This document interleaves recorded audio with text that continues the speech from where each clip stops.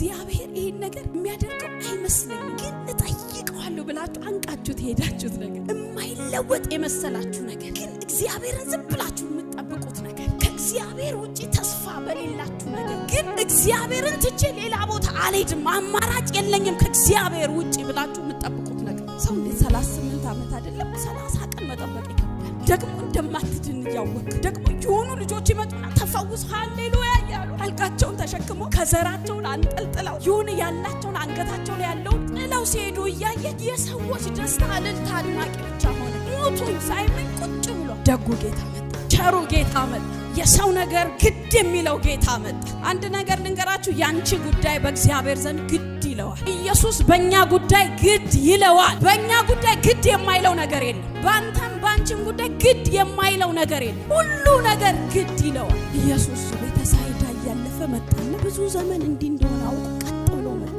ኢየሱስ ይመስለኛል ብዙ ሰዎችን ዞር እያረገ እሱ ጋር ደረሰ ይመስለኛል ምክንያቱም ብዙ ሰው ነው እዛ ቦታ ያለ ብዙ ሰው ነው መጥመቂያው ቦታ ያለ ብዙ ዘመን ጠባቂዎች አሉ ግን በምን ልብ የጠበቁ ሰዎችን ያቀለ ጌታ በምን ሞቲቭ ነገሩ እንዲደረግላቸው የሚፈልጉ ሰዎችን ያውቃ ዛሬ ነገርን እንደዚህ ያለ ኢየሱስ መንገድ አቋርጦ ኢየሱስ ባህሩን አካፍለው ኢየሱስ ባህሩን አቋርጦ ኢየሱስ ወደ ጉዳያችሁ ይመጣል